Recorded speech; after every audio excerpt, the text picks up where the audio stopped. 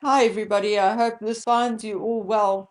This week is thankfully coming to an end, and then it's one more week of drama, and then hopefully things will smooth out, and hopefully no one in the house will get sick again for a while, nothing will break for a while, and we can just be drama free, even if just for a week or a month. So next week, I'll be back in hospital for a series of tests and a colonoscopy. And if all goes well, I'll be back on Wednesday. But you likely will not hear from me on Monday and Tuesday. Anyway, let's talk royals. Now, you guys know me. I'm very critical of King Charles. I'm definitely not a huge fan.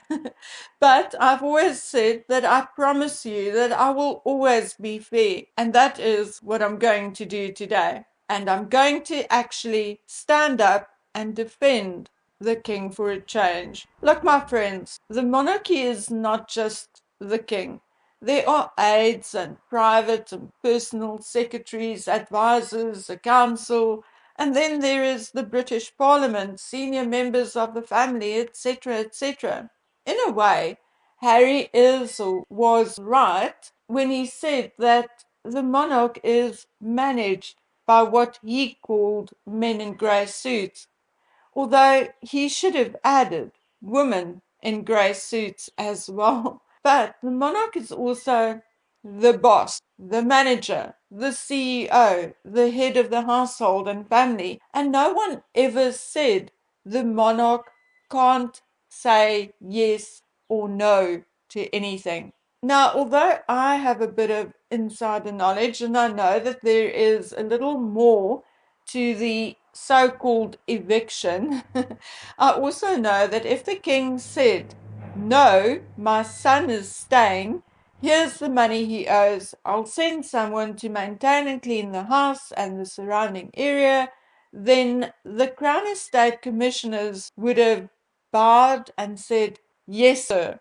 So ultimately, it was either the king's decision not to interfere with a decision taken by the commissioners, or it was a mutual decision to begin with. However, I'm getting a little annoyed when I see newspaper headlines stating that this is King Charles's revenge for Spare. No, it is not revenge. Don't you think the king wishes for all this division and animosity to just go away? Don't you think it would make his life and work a little easier if him and his office did not have to deal with Harry and Meghan's vitriol 24/7? Of course it would, and therefore it would have been easier for him to do what he has done for most of his life, and that is to just look the other way and give his little boy what he wants, to shut him up. Yes, it would be easier, but easier is not always the right thing to do. And for once, Charles made the right decision and or allowed for the right decision to be made, and not for revenge, as the media is saying, but for the right and practical reasons. That home was renovated at a great expense, and as a grace and favour home, was likely rented to Harry for an amount way lower than market value. Why should it be standing vacant? Why not have someone in there who will not only pay to live there, but who will also maintain and manage the home so that the king's household and the crown estates do not have to? It is widely accepted that William's household will gradually take over the Windsor estate. That is now excluding Windsor Great Park, of course. And it is way past overdue that the king steps up and protects his eldest son and his family against the constant onslaught from Harry and Meghan. Catherine had her own difficulties when entering the royal family and before she entered the royal family. But whether you like her or not, she buckled down, learned, and grew in her role and in the family, and without too much fuss or even too many mistakes, and more importantly, no scandal. Meghan Markle had no reason to belittle, to throw shade, or harass Catherine. None. But she did. And worse than that, Harry, who had known Catherine for many years, who called her the sister he always wanted, allowed it to happen and even joined in. In no way is that right, deserved, or fair. Yes, brothers have scraps, and even in Harry's book and in Harry's own words, I cannot find anything to point to or tell me that William was unfair, unreasonable, or downright nasty. Yes, it is never the right thing to do to resort to violence, and therefore maybe he should not have grabbed and pushed Harry. But I understand William's frustration. I understand what it feels like to try and put your point across and have someone ignoring you or trying to talk things away. William has also done nothing to deserve the treatment and vitriol and embarrassment he got from Harry and Meghan. No one in their right mind would expect William or anybody else in a similar situation to have to put up with it, and to put up with it in your own backyard, so to speak. No, this is not revenge. This is practical common sense. Harry has a home in Montecito and a flat he rents in San Francisco. If and when he visits England, there are still a multitude of royal residences they can stay at. Remember how the king had invited him to stay with him at Clarence House before? There are apartments at Buckingham Palace. And if none of those are good enough and Harry does not want the security which automatically comes with those royal residences, well, then they can always go stay at Soho House.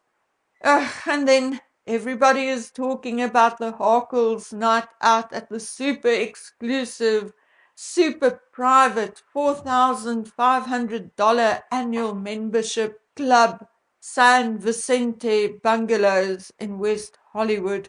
Yes, Meghan wore vegan leather pants. Yes, I'm still waiting for someone to explain to me what vegan leather is, but never mind. Of course, the paparazzi had to be informed that her beige Carolina Herrera coat cost $1,610.